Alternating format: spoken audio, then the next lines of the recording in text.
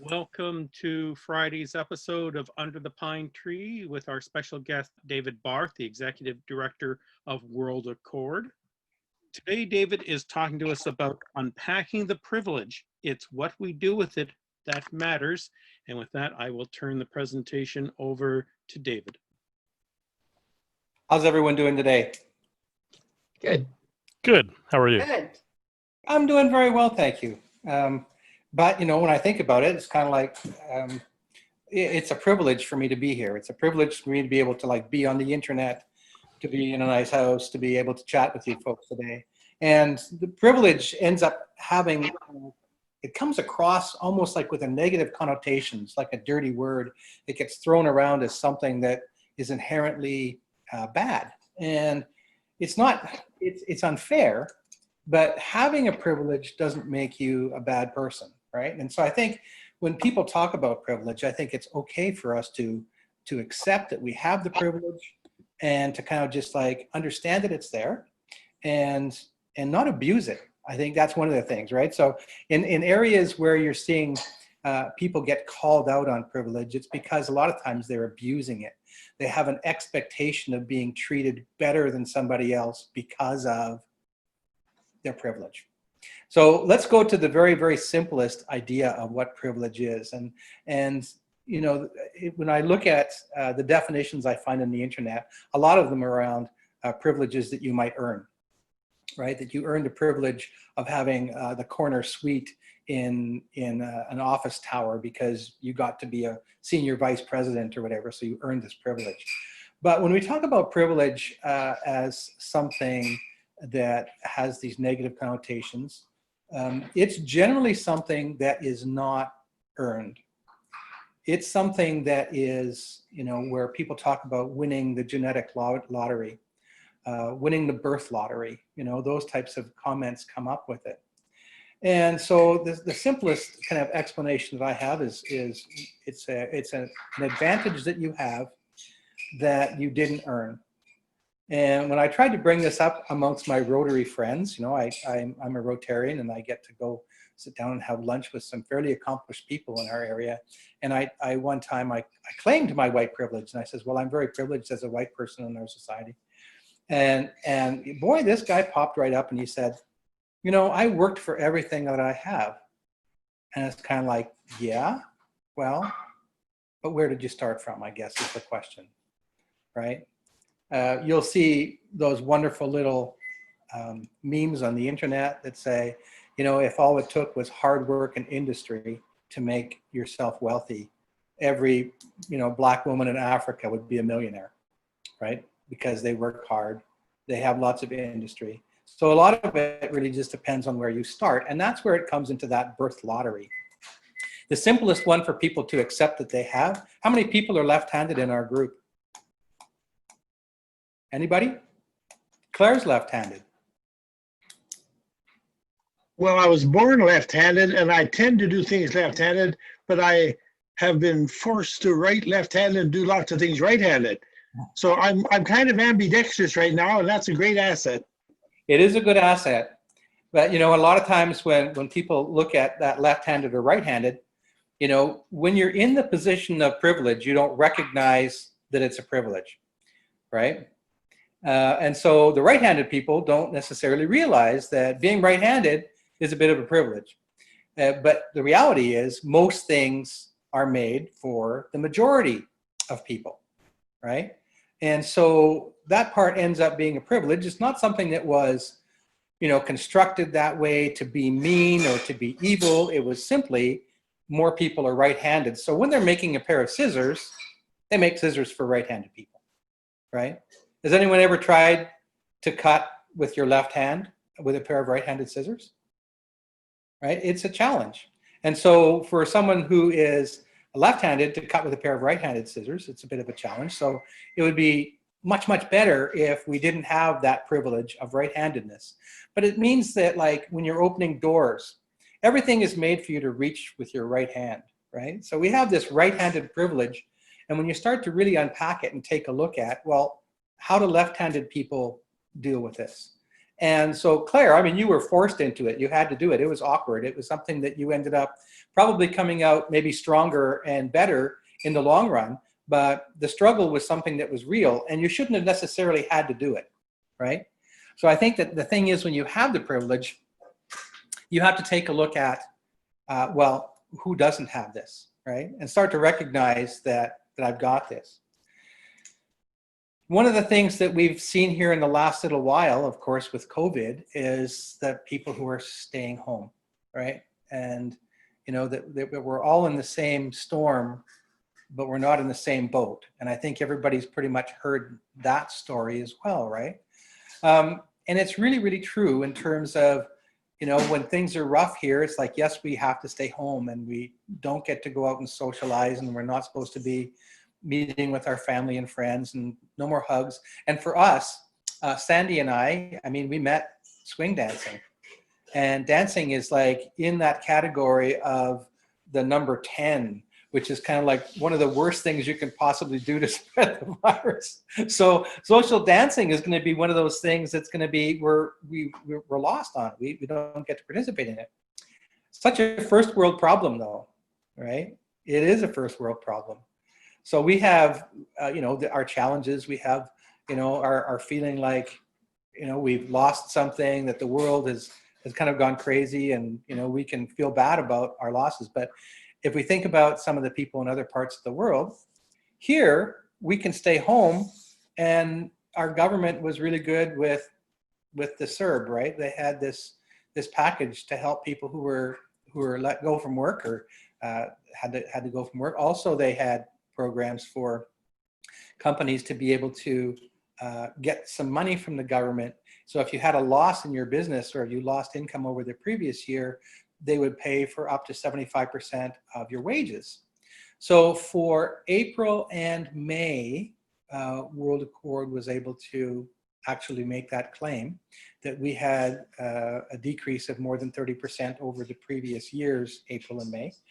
And we were able to get a subsidy for the wages for us. But I mean, this is because we live in this great country. So one of the things that is a privilege, and we look at it and it's like, yeah, you're privileged, Claire, and you're privileged, Dan. And, you know, everyone has this in different areas, but we're all privileged to live in this country, right? That's part of the birth lottery too.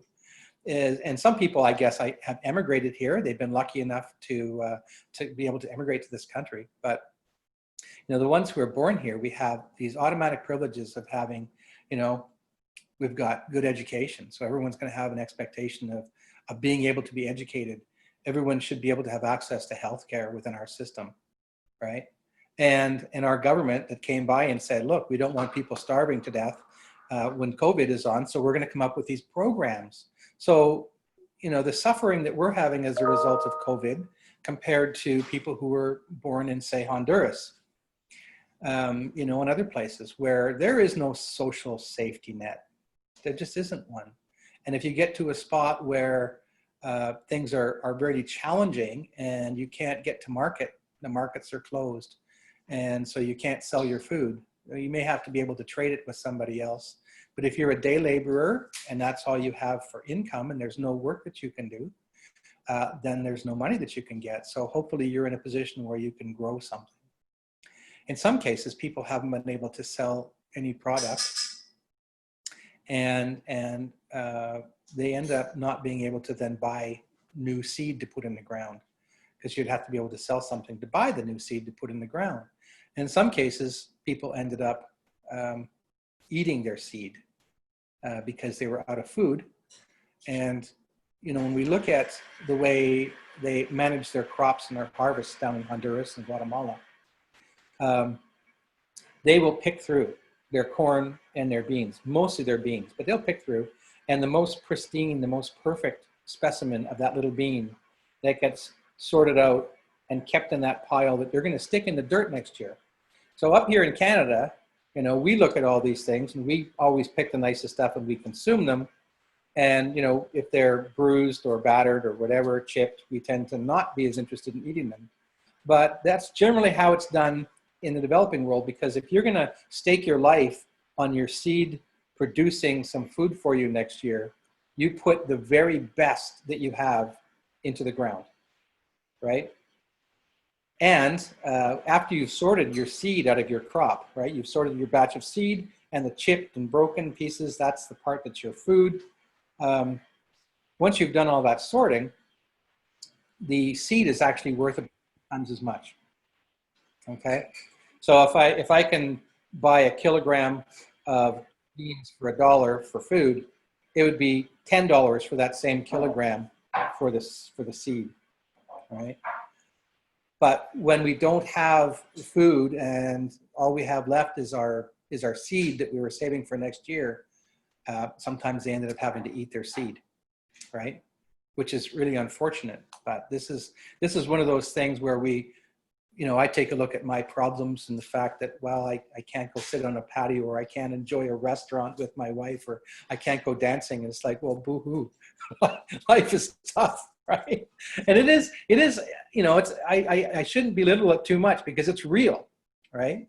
We do have a feeling of loss as a result of not being able to do the things that we have wanted to do, not being able to visit with people the way we wanted to visit with them.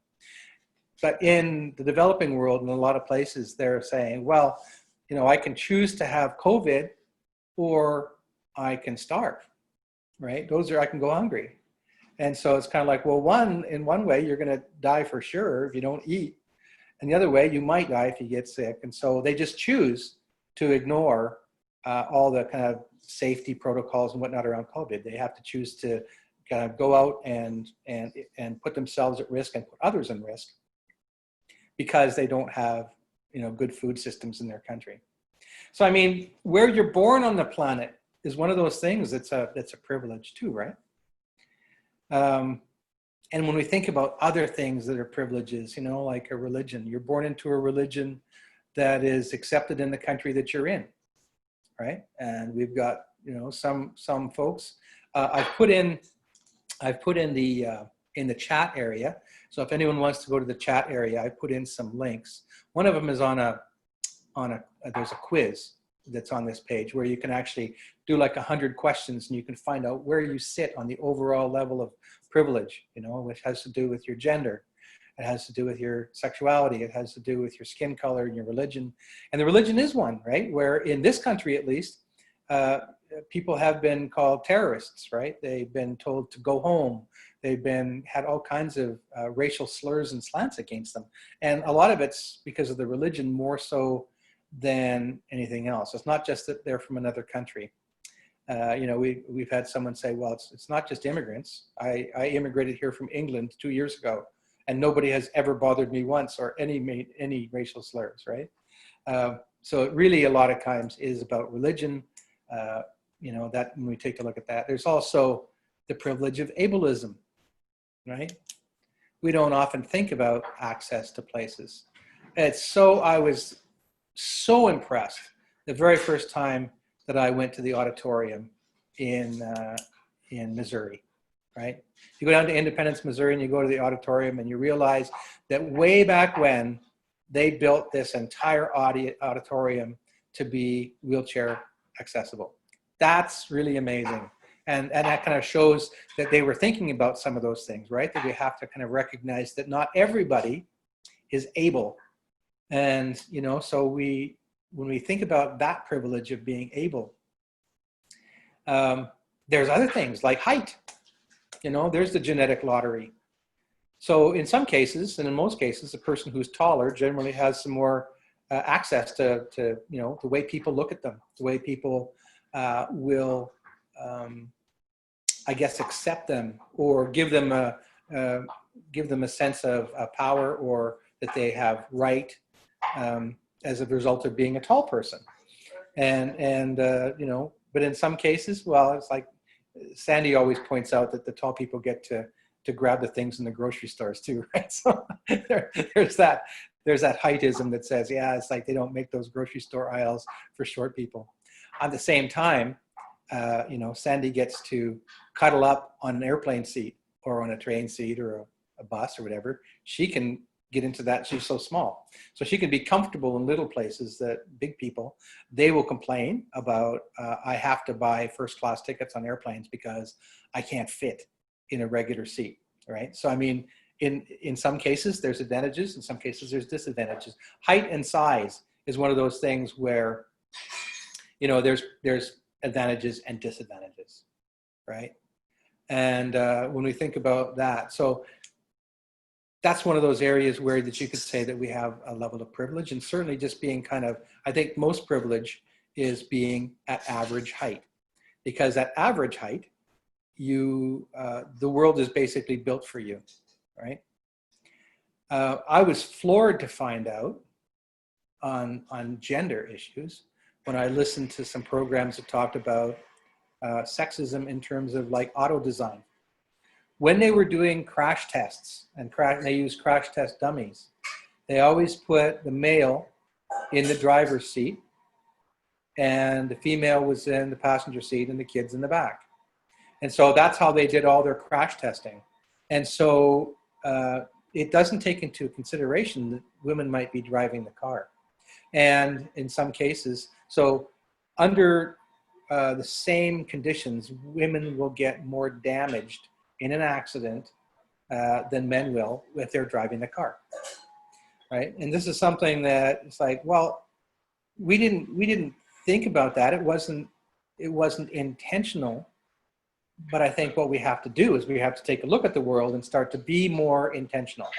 Otherwise, we end up walking through life with our privilege, thinking that this is just the way it's supposed to be, right? And it's really hard when you don't see the privilege there. We don't understand what it's like to be Black. I don't understand what it's like to walk downtown and be a Muslim and be maybe wearing you know, a hijab or whatever, right? I mean, we just don't understand how things are for other folks. I got a taste of it when I traveled with Ali Khan. Does anybody remember her? She's now on our board of directors as well. But one time when I traveled to Central America, I bought our tickets to get a credit card. The ticket was linked to her step by. Every check, we couldn't just scan passports and go through. Everything had to be flagged. Okay, David, we're having some connectivity problems. We've lost you entirely. Sorry, I have no idea what happened there. You're back. Anyway, so the story was really about Farah. Because her name was Ali Khan, and it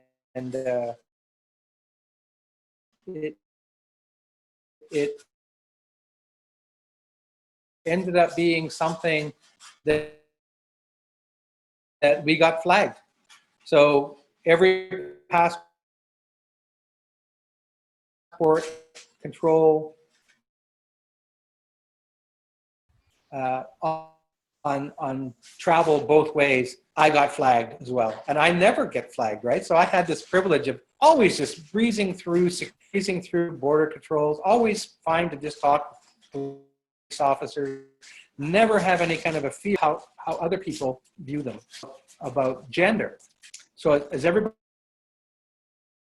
David, can I suggest you turn off your camera for right now and let's just try going audio only. Okay, so everybody can hear me? Yes, sir. Okay, good. So anyways, I was talking about how we were always at every result of my ticket being associated with her. So I got it of what to travel as she travels, right? Where is, and you are always suspect. So the women in the group, I think it'd be really good for men to sit down and talk with the women sometime about some of the things that they go through in their lives that men don't have to. When I wanted to find out what were one of the privileges that we had. You know, always kind of like idea of you have to think twice before you go out at night to go to the grocery store, or to go for a walk at night, to go for a walk through the park, to go for a town, maybe to go buy something when you're alone. And most of the women I talked to said, oh yeah, no, we always have to think, where are we going? Do I carry my keys in my hand in case and just the kind of the mental women go through when they're kind of like on their own and having to make those decisions. It's like, we don't have to as men. And like, I never do. And so when you start to realize some of the privileges that we have, but as we all know that there's a disparity in Okay, we just totally lost. hey, I'm back. Yes, you're back. I don't understand what's happening. I generally have an excellent internet connection. So unless there's something wrong with the system right now, I'm not really sure what it is. So I guess, did anyone hear my questions or comments about women and kind of the concerns that they have on their kind of like motion through daily life? Yes. Yeah. Yes. So have you ever discussed that with anybody, Kathy? Actually, just recently, I did have a discussion with someone about something that happened. Yes, that people just don't realize the kind of things that you are commented about because you're a woman.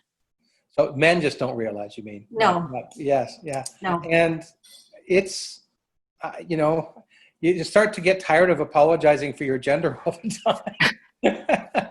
But there's just so much to it. And I think that the reality is, when we have the privilege, right, comes, you know, the knowledge that the privilege is there is really good to open the door for us and to allow us to say, oh, okay, now that I know that it's here, now that I understand it exists, I don't have to stand by and let it happen anymore, right? So I can stop being part of the problem, number one, right? I can stop any kind of behavior that I might have or assumptions that I might have. I can start to call them into question. And you know what? It does not go away overnight, right? Having the privilege and the expectations that you have about how easily you should move through your day, it doesn't change immediately. It's something that takes time. And so, but it is one of those things that you have to work on, right? Once you understand that the privilege is there, then you can work to undo it. It's when you are abusing that privilege, where you have somebody who was, you know, just born to a wealthy family and has never had to work. So when I think about privilege, it's kind of like, well, is somebody from Saudi Arabia very privileged? If they're, if they're like, 25th cousin to the prince or whatever. I mean, yeah, some of these guys have extreme privilege, right? In spite of the fact that they're, that they're Muslim. It's like, okay, well, in those countries, being Muslim is not something that's going to be bad, right? It's not going to be something that's going to hold you back. But when some of the folks come over here, they just have this whole expectation because they're often incredibly wealthy. So we lost, I don't know how many Arabian students in university here when there was a problem politically between Canada and Saudi. And all the Saudi students who were in medical school here, but they're all here on a free ride. They don't have to, I think they have to work in the field of medicine when they go home, but they don't pay anything to come here. It's covered by their country. All their medical costs or their tuition costs and whatnot, it's all covered. So, I mean, there's different levels of wealth and whatnot as well. You hear the term Karen that gets used in the United States and whatnot, but that's kind of where you really have the expectation that you should be treated better than somebody else because of your stature, your color, right? So, I mean, we have a privilege based on our gender, on our height, on our color of our skin, right? We have so many different things. So it's kind of like this great big package of kind of like where is there privilege that exists in our lives, and where are some areas where other people don't have it. And so it's really an interesting thing to study. And so I would highly recommend that if you haven't looked into it, take a look at the chat box that I've got there, and I put in some links. You can copy and paste those links onto a document or something on your computer so that you can go visit them in a while, and you can take the test on privilege and you start to understand. Certainly when you do that quiz, you start to understand, well, why is that a privilege? Like, you had an education, you're watching the video, you're on the internet, of course you're privileged. You actually have access to the internet. So it's very interesting. Citizenship is a big one, I think. The fact that we were born in this really relatively wealthy country has a lot to do with the privilege that we as Canadians have. And I think that we as Canadians as a whole tend to understand that with that privilege, we have that responsibility to recognize where the privilege is not. So helping the underprivileged, that's quite a term, right, that we use, the underprivileged. But that's one of the things that kind of comes along with it and takes away from the issue of being privileged. It makes it so that it's like, it's not bad to necessarily have a privilege. It's the system that kind of gets built around it. And when you're operating within a society where you're part of the majority in every sense, right? It's that majority thing. When you're part of the majority in every sense, then you have that kind of privilege that goes along with that. And it's simply a matter of recognizing that not everybody has that and trying not to take advantage of it, right? The fact that we have this privilege. And David, when you're talking about the systems, that's where I see that it's really important. For me to understand that I have the privilege is a step. And I can say, okay, I understand that there's a problem there. But I have to, at some point, have some ideas of how to change the system. What are the steps that I need to take to change the system or the process or whatever it is. And without that, I can't really do a good job at helping to make the change. Well, when I talked, when the Black Lives Matter movement was really blowing up here in Kitchener-Waterloo, I kind of got involved with it, and I was really feeling quite horrible about all the stuff that was happening to the Black people in Canada and the United States. And I talked with a couple of my Black friends and asked, what can I do? What have you experienced that I could kind of like help out to try and bring about change? Is there some area of government here or within our region or wherever where I should be on a committee or to try and help? And what he told me was that, it's all pretty regional, and that he felt that he didn't, he wasn't held back too much by being Black in Kitchener-Waterloo. He said he only really had one real serious experience of somebody making a racist call. He runs a business of his own, and so one time he had all of the contacts that they had by email and telephone. Everything was wonderful with this new possible client until he had a face-to-face meeting with them. Excuse me, and then the person backed right out, almost kind of like, my friend was the Antichrist or something, right? It was just one of those things where it's like he did not want to work with a Black person. But he said, it's not so bad. And he just suggested, I said, what can I do? And he says, well, you have to call it out. You can't ever be a fence sitter, right? Because, when you have those people talk about, when good people are silent, you end up being on the side of the oppressor, right? So we have to call out oppression where we see it. We have to call out these issues of privilege when we see them. We have to recognize them in ourselves. So it starts first with learning, right? We have to kind of like become much more aware. Kathy, your biggest, I think, lack of privilege is just your gender, right? Your sexuality. You're female, and but other than that, you're white. You're living in an advanced country. You grew up with a good education. I mean, you have lots of privileges. So I mean, really, you're kind of still at the top of the pile. But at the same time, there's discrimination, right? In terms of pay scales for women and all kinds of things. It's like you say, there's always issues that you face in life that men don't face. So the first thing is developing an awareness for yourself. And the second is to help share that with other people. And so, you know, I will share on the internet, and I will share in places like this to try and get more people to understand. Because to change the system, we have to change all the people who are in the system, right? I think that's one of the challenges. It's really hard to do systemic change. And there are some places like, and I will, has anyone seen a Netflix show called The 13th? Okay, so I would strongly recommend, there's a couple of Netflix shows that are really good. So one is actually just called The 13th, and it's a documentary, and it's about the 13th Amendment in the United States and the role that it has had in terms of basically intentionally creating this systemic racism in the US, right? And sustaining it. So, I mean, it's really a good show to understand that. And so it's called The 13th, and it's about the 13th Amendment. So check it out on Netflix if you can get it. The other Netflix show that was very good was called The Wealth Gap, and it's actually just an episode of a Netflix series called Explained. Explained is a very good series that kind of talks about explaining all kinds of things. So The Wealth Gap is just one of those episodes that they explain within the series. And they really kind of help people come to understand it. But I think that it's really hard for individuals to do systemic change, Kathy.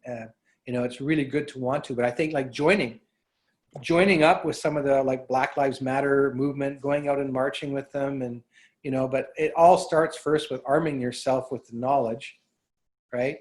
Teaching other people.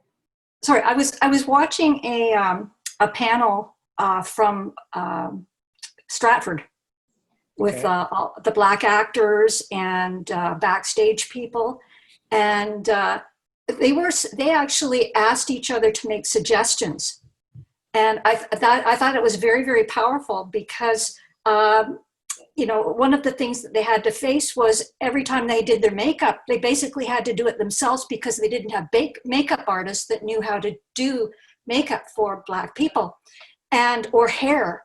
And so that is something that really has a fairly easy fix, in that you go back to the colleges and you say, okay, this is something that we need.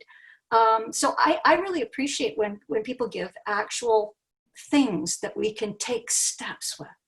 Yeah, and it's actually really, there's lots of resources out there now, and there's going to be more all the time. There's also just a series on YouTube called Uncomfortable Conversations with a Black Man. And if you haven't seen any of those, I would highly recommend it. You know, because they just come out and they say, look, these are our tough conversations, but we want to just be able to ask straight out, like, you know, what can we do? How can we be better at this? Because sitting on the fence makes you, because you're on the side of the oppressor, it makes you a passive racist, or, you know, it makes you a passive player in the game, allowing it to continue, right? And so the only way to be on the side of right in this is to be actively on the side of right. You can't sit back, you can't do nothing, right? That's actually one of the challenges of this. And it does mean that we need to take action. We need to take some steps, share with people, call them out when they're doing things, making sexist, making racist comments, right? So, I mean, all those things are out there. So I think, you know, just kind of like keep your eyes on the internet, share stuff on Facebook that you see that helps explain these issues, that sort of thing. And that will make life a lot better slowly. But it's not going to be a quick change, right? These types of changes are so difficult because they're ingrained, and the privileged, for the most part, have a hard time understanding the privilege until they really sit down and talk with someone about that doesn't have that privilege, right? So does anyone have any other questions or comments? Claire? Yeah, you were talking earlier about right-handed people, left-handed people. When I was with the school board, we had a number of people who had arthritis really bad or were handicapped. And so we said, all right, and I happened to be the superintendent of business, so that was my responsibility. So I had our maintenance people change all the doorknobs from a knob to a handle. So they went out and they bought all these, but the only ones they could buy were for right-handed people. So here we are, we're trying to correct the problem, but, well, it was a problem for some of the right-handed people, but the left-handed people were never, ever considered. Yeah. So that's like you said, that's a systemic issue for left-handed people. So this also goes back to society's willingness to really be a little bit more socialist, right? That say, it's okay for me to pay a little bit more or have a little bit of a harder time to get what I want in order to make it easier or more affordable for somebody else. So as an example, Kodak, like when they invented film, this is all around white faces. So it was one of the funny things that you just don't think about, but when they're testing their films and putting down their silver and whatnot, and they're doing their different tests, they're doing this with white faces. Now this is a market, right? The people who had the money to buy cameras and pay for film processing and whatnot were mostly white. But what we discovered is that they don't take pictures very well of black faces, right? They can't sort the contrast out properly and this and that. Now your eyes can do that. When you look at a black face, you can see all the details, but film didn't work for that. So what we're saying here with that, or with say left-handed guitars, a left-handed guitar will cost probably what, 30 to 50% more than the exact same model of the right-handed guitar, right? So it's not fair. So one of the things we would say is, well, if we wanted to make this fair and say, look, we want to make these left-handed guitars, and we want to make them at the same price as the right-handed. And because of the economies of scale, what it meant was you would end up having to subsidize the expenses of building the left-handed guitars because you're making a lot fewer of them. And you subsidize that with the money you're making from the right-handed guitars. So the right-handed guitars all cost a little bit more money so that the left-handed guitar can cost the same price and we can have a level playing field, right? But that takes a bunch of people in the society that believe that everything should be equal and fair for everybody, right? Well, it's like the Russian society many years ago. They were supposed to have everything equal, but there was a saying that some are more equal than others. Yes. You can be assured that the top-ranking military people, the uniforms they wear weren't the same as the guys down on the front line. Yeah, we haven't really seen good examples of communism working, and unfortunately, in the United States right now, they're kind of like throwing around the term socialist, but they're using communist for all their examples. And it's true, you know, we don't see the communist system working very well.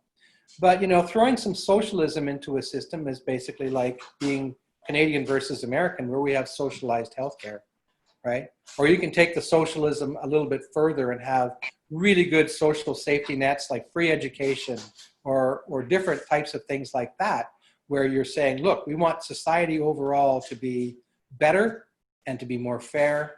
And so we do that. And so you take a look at your Swedens and your Norways and those Northern European countries that have lots of socialism. They have a very high standard of living compared to the United States or Canada, right? So you can have, you know, social democracy where you basically are building that society where people are supposed to be treated equally and with respect, right? And it's okay for me not to, you know, be able to afford, you know, to buy apartment buildings or whatever. You know, it's kind of gone crazy. You know, our capitalism has kind of gone rabid almost in the United States, where we have, you know, guys like Jeff Bezos with his $700 billion or whatever. It's like, you know, who needs that much money? And someone said, if they took his salary or his $700 billion we had, it could be $700,000 a year for every person living in the United States, right? That's how much money it is. It's just so much. So, I mean, that's a broken system where somebody can just be popular or pretty and because of that make millions and millions of dollars without any special skills or abilities. Or if you're really good at putting a basket in a hoop, but you can't even add math, you know, or whatever, right? But you can put that ball through that hoop, all of a sudden you're worth millions of dollars. And it's a funny society that we have here, but capitalism has kind of led us down the road where we have left people behind too much, right? So it's still an experiment as well. And I would say the way they're doing it in the United States right now is failing pretty bad. In Canada, it's not as bad, you know, it's still a little bit rampant, but, you know, certainly some more socialist tendencies of making sure that we have good education, good healthcare for everybody, trying to make sure that nobody gets left behind, that your bare minimums for everybody in the country are at a reasonable level for human dignity, right? Along that same line, I was really impressed with the Cuban situation, even under Castro, where they came from a place where they had nothing much, and of course a lot of that was because of the American influence. And then they came so that they had this idea that everybody should be educated, all the education was free, hospital, medical was free, everybody was equal. And they began to import sugar. And the rule was that they couldn't eat any of their own sugar because 100% of it had to be exported. So their standard of living came up considerably, and they had a much better standard of living. And with all the so-called free education, it wasn't really free because they had 100,000 students working in the fields all morning for nothing and going to school in the afternoon, and that was free education. Medical is a different thing. So there were some good things going on as far as the people are concerned. That was kind of the socialist aspect of people's needs. Yeah. And I think it worked really, really well. When I look at where we've gotten, it's capitalism that has driven us in our growth at a pace that has been too fast, too strong, and too hard. So when I think about what's sustainable, right? Because we don't live sustainably in this country. We have our habits of consumption that we just can't keep up, right? We just cannot keep up that level of consumption forever. It's just too much.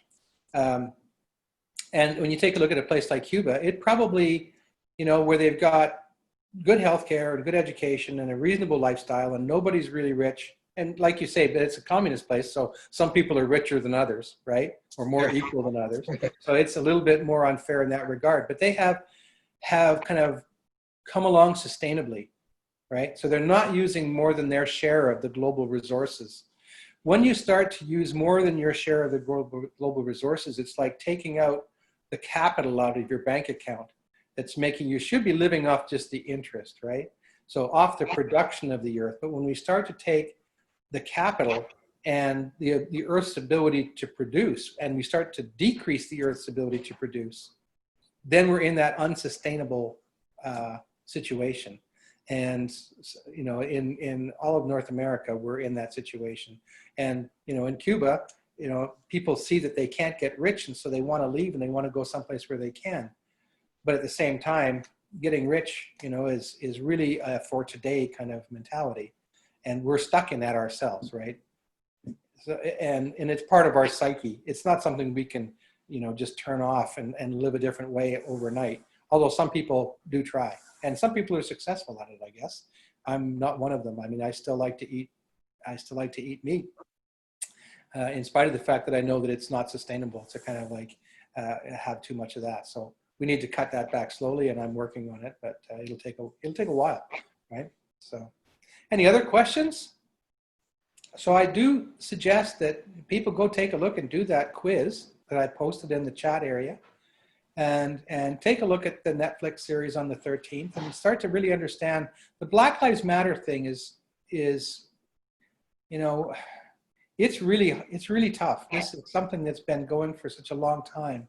And I think that the movement has some good traction, and maybe there'll be some changes that come up as a result.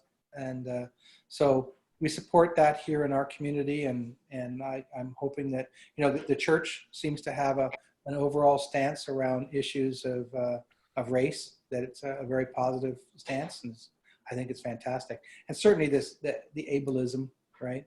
And, you know, it seems that most people have a really good understanding that there's other religions in the world, and that we need to respect that there's different journeys to get to the same type of place, right? When you think about everyone's journey is to get back as close to God as we can, right? And so really, because we're all individuals, there's going to be 7 billion different roads back. And everyone's journey is just a little bit different than everyone else's. And so we have to kind of disrespect that their journey is not our journey. Their journey is their journey. But the destination in the end is the same for everybody. And when I think about the poor people living in Central America or over in Nepal, you know, all they want is for their children to have a better life than they do, right? That they don't have to work so hard in the hot sun, and have better education, and be able to have some of the things in life that they need, right? Healthcare, and they don't have to worry about access to food or to healthcare. So I think that in a lot of ways we're all the same. And so the more we can interact with other people, the more we can understand, the more we can learn and grow, the more peaceful our world is going to be, and the closer we're going to get to this psionic condition. I like what you just said there, David, about the more we interact. And now with the internet and Zoom, things like this, maybe we can actually interact with the people that are our partners in other places, because we know that one of the teams was on for a party, right? So maybe we need to meet. Yep. Right? That would be really neat. Yeah. Interacting is, I think, one of the things, especially with areas where you're a little bit uncomfortable, you know, to go out and to a Black Lives Matter parade or a march or demonstration, or, you know, we did a solidarity march with a lot of the Muslims in KW when there was some attacks on some of the mosques, right, in the country. Those types of things, I think it's a good idea. There was a program in England, I think it was called, you know, invite to tea or something like that. And they actually tried to gather people together and say, look, let's just get together and have dinner. We'll just invite people over that we don't know, and especially if they're from another culture, from another religion, or whatever. But the idea of saying, we need to just find those common grounds. And as you talk, you start to realize that we're all the same. We all want the same things. We have different cultures that kind of have us going about getting to those things in different ways. But there's not one right way, and there's definitely not necessarily a wrong way. There may be several wrong ways, there may be several right ways. But I mean, we're not supposed to sit in judgment of other people's, you know, ways of getting where they're going. I was going to say earlier that, you know, you talked about privilege and communication and interface. The religious side of all of that sometimes is very difficult, because some of the old prejudices and old biases are still there from the 1830 schmozzles, and some of the stories, paperback novels about Mormonism and all that stuff, they're still out there. Sure. And it is pretty hard for some religious people to even listen, let alone come to an invitation to talk about it. Yep. Because their minds are made up and it's chiseled into granite, and there's nothing you can say that's going to change that. So right. that's you know, I don't know whether that's privilege or prejudice, but well, it's prejudice. But I mean, so what you're getting is just a little taste of what it's like to be a Muslim here in this country, right? Because someone doesn't believe your religion, and it's like, it feels bad, right? Yeah. It feels bad to have other people say, I don't believe in your religion. I think you guys are full of, you know, hogwash or whatever, right? Aren't we privileged that we do that we Yeah. do believe in our religion. Yep. Yep. I think I'm very privileged to have grown up with it. Absolutely. Absolutely. And you have within that group, you have this wonderful network of friends and extended family as a result, right? So, oh, it's really great to be part of it. And you know, when you're growing up and part of that, when you think about all the people that don't have any kind of social net, right? I always laugh when I got the Jehovah's Witnesses coming and banging on my door, and it's like, you know, there's people out there who could really use, you know, a social network. It's like, I've got this great church I'm already involved with. I don't need one. But there's lots of people out there. You're just, you know, banging on the affluent doors.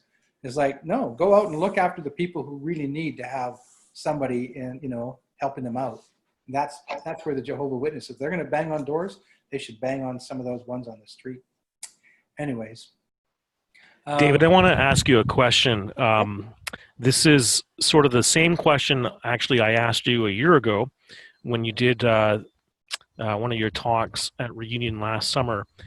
And that question was, when you look at all the various issues that you're aware of from, you know, the position that you happen to be in and your experience, right now, which issue do you think is of most concern? You know what? Climate change is still the biggest. It has taken a back seat here the last little while because we've got the COVID going on.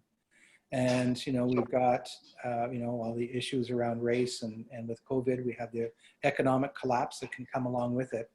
But the earth is our home. And if we push it too far to the point where it will not support us anymore, that's going to be huge. And what we're seeing is that we've gone backwards now. And I think that in terms of, when I think about gender equality and think about gender violence, just in the last 8 months, we've lost 10 years worth of progress globally in those areas. When things are hard, when things are really hard, we go back to the old ways, and that generally brings, you know, puts women down again, and they suffer more violence. So that's bad. Also, with the climate change that's been happening, we've seen an increase in hunger. So we had hunger going down, down, down ever since 1980 when we had our development goals, right? We had our Millennium Development Goals. We started working on that. And we started to see hunger decrease year after year after year. So we're making these gains. In the last 2 years, since climate change has become more prevalent, we're seeing that food production has dropped and hunger has been on the increase for the last 2 years. And it's getting really bad. It's going to be one of the areas where we're going to see the biggest impact of climate change. So it's hunger. There's going to be also the climate refugees. So in areas where it won't support people with growth anymore, they can't farm there, it's too dry or whatever, you're going to see more refugees. They're anticipating there will be at least 30 million refugees before 2030. So we've got another 10 years, and in the next 10 years, there'll be 30 million climate refugees. So it is still the #1 problem, and it has been kind of shuffled to the back while people are dealing with COVID and the economy and all those issues. But in a lot of cases, we've been pretty bad. We've increased our use of plastics and increased our use of energy in some areas. So we've lost some ground that we were making on climate change, and because it has been shifted to the back.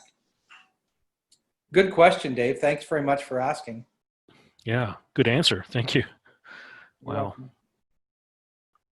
Any other questions or concerns or comments? If I stepped over a line with anybody today, I apologize. It's not an easy topic to talk about. I have grown up with a lot of privilege myself, and boy, I'll tell you, when I was young, you know, I grew up in a little redneck school in Edmonton, and we did our share of gay bashing. And I don't mean that we physically went out and bashed gays. We didn't get in fights or anything like that. But the verbal slurs, right? Just the the locker room talk, all the stuff that happened, it was kind of like, and it all stopped when I met some people who were gay, right? And that's what I mean. The interaction is when you start to see people as human beings just like you, right? And not as somebody other, somebody else, something different. Because, you know, this was something that I did not get from my parents, right? My parents were never that way. They never talked about gays and lesbians in any kind of negative light. So I was getting this from other kids. And I'm not sure where they were getting it from, but I'm sure it was some parents somewhere. There was some stuff. And definitely my own brother is still really, really down on gays and lesbians. So the whole LGBTQ issue in my own family with my one sibling is really, I just cannot get through to him no matter how much I talk. So it's pretty bad, but I mean, recognizing that that was the environment I was brought up in and didn't have the exposure. And when I started to get exposure, you start to see that, oh my goodness, those thoughts that I had, those feelings that I had, the understandings that I had were all based on someone else's experience, and they were wrong for me, right? They were just wrong. And so you change. And that's what I mean about getting the exposure, Kathy. It's kind of like, if I can sit down and have a cup of coffee with a Muslim and talk about, you know, what's going on. Our park over here is full of immigrants. I live 3 blocks from Waterloo Park, and I go over, and it's just, there's so many immigrants in there having a wonderful time, just enjoying the park, enjoying their family life. And I yearn to go over and just say, can I just sit down and chat with you guys about how life is here? But I do know that just sitting down and getting to know people a little bit, because that's how it happened for me with the whole LGBTQ issue, right? That, you know, I look back and to some degree ashamed of my behavior when I was younger, but also you have to forgive yourself that, you know, the environment that I was in, it helped put that there, right? So those thoughts and beliefs, it would be normal for me to pick up on what all my cohort was telling me. But then to be exposed to the realities and not be open to change, right? That's the rub. That's where the rub lies. You have to be open to say, am I not doing this right? Am I somehow screwing up? And when it comes to like how we treat women, Kathy, or, you know, all those issues around sexism, around, you know, one of the things that's coming out right now is all the people with different genders, right? And that's another one that's going to be really tough for people to deal with. And, you know, but I think that, you know, I know some people who've done some, you know, transgender, you know, that they changed, I guess, from being a female to being a male. And that was really an interesting thing to go through, and to see the challenges and the pain that kind of accompanied that in that shift. Also, my own sister-in-law used to be brother-in-law, I guess, and but this was before I knew her.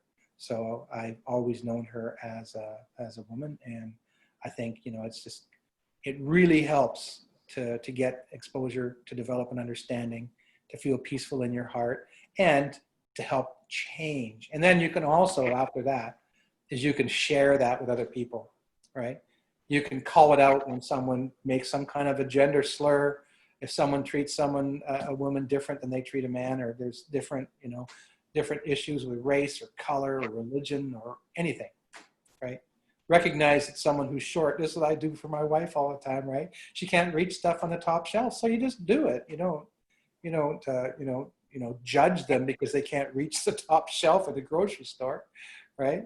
That's just the way life is. And so in order to kind of like not be a jerk about life, you recognize the privilege is there, and you act to help people who don't have the privilege. Does that make sense to everybody? It does, yeah, for sure. Good. But I do strongly advise people to kind of like get out there and look at the resources on the internet. There are so many. There's a really good one about a race that they had people starting further back or starting farther forward, depending on the color of their skin and their level of education and stuff like that. Really a good example of privilege. And I did one in a classroom myself where people were at different areas of the classroom, but they all had to crumple paper and hit the target at the front of the classroom, which was the garbage can. And they had to crumple their paper and do it. And of course, the people who were farther forward by their privilege of simply being seated farther forward had a better score. It's not their fault, right? But recognize that, yeah, they don't have to think that they're better than the people at the back because they started from a different place. I'm a little bit concerned about in the church, supposed to be brothers and sisters and love each other, et cetera, Right? But I wonder about how this privilege is working out for people who don't have what we have, if they still are a little bit upset that they don't have the privileges and they may not be treated as equals. Now, when I go to World Conference, I see the wonderful time everybody has and everybody's happy and hugs each other, etc. But when I think of Honduras and Sri Lanka and some of those church people, how they feel about their brothers and sisters here in America and Canada, about privilege. Yeah, well, it really depends, I guess. When you look at somebody that has a privilege, and if you think of somebody that that's got a privilege you don't have, maybe somebody who's really wealthy, right, or something like that. There can be a little bit of jealousy. It's like, I wish I had that stuff. I wish I had those opportunities. I wish I had. So there can be that jealousy. But I think also a lot of people that don't have that privilege will not judge you if you don't lord that privilege over them, right? If you're always having higher expectations about life should be a certain way for you because it's always been that way, and don't realize that it's because you're white and you're male, right? Then they're more likely to kind of maybe judge. But if they see that you're working to kind of like level the playing field, that you understand what privilege is and you're not taking advantage of it, because it is, we do try and level that playing field. Our church has been very good at doing work internationally, globally, at trying to, make things better for people who are living in poverty, right? So we've got Doctrine and Covenants 163, where we talk about, these things, suffering and needless pain and suffering is just not the will of God, right? And so we work as a church to try to level the playing field to some degree. We can't do it all, right? We still have to function within our own lives, right? But people do give their capacity to try and make the world better for those who have it rougher than we do. So there's going to be many people who will never have a direct interface with us so-called white privileged people. So I was just concerned about whether or not they were feeling like second-class citizens within the church. Well, in some cases they do, and I think that it's probably quite natural. It's a good question. I think in some cases they do. So it's always good for us to go out of our way to kind of like treat people as equals, right? Right. I think that's kind of the only thing we can do. We work to level the playing field. We try and treat people as equals. And I know that it gets looked at very strangely. When we traveled with some women, one was a board member, and the other was the wife of a board member. We went to Nepal together, and they saw that we treated these women as equals when we were traveling with them, and they just had such huge respect for these women. It's like we weren't even there. They wrote after and said, "We want Vicky and Marilyn to come back so we can show them all we've managed to accomplish." And it's like, Steve, you and I were there in this meeting, weren't we? It's like, yeah, but they didn't see us. They only saw these women who had the respect of these men, who traveled there to visit them, and that's what they, you know. So yeah, I think it's great, but I think we have to be willing to take that back seat. We have to be willing to allow for some, what do they call that, affirmative action. So it's like, yeah, if you got two people who are totally equal, then you hire the women, right? Or you hire the black person if they're totally equal. And in some cases, maybe it would be appropriate that if the person has enough skills, right? Or if they just have enough ability, that you hire the person who's got the right personality at least, and that'll fit with your organization, but, you know, that is from that minority group, right? So that, I think that we have to not bitch about that. We've been in that privileged position for such a long time. We have to not keep expecting it, right? That's where it comes in. That's where it comes into play. Well, we are well over our hour now, so I think we're going to wrap things up. David, thank you very much. That's been a great presentation to wrap up this week's Under the Pines. And I hope we're going to see you again soon. I hope so too. You guys all take care. I'm going to go off and enjoy my pulled pork. Bye-bye. Bye, David. Take care. Thank you so much, David. Thanks, Take care, everyone. Thanks for joining in. Take care, everybody. You too. Bye-bye. See you, everyone. Take care. Be safe. Okay.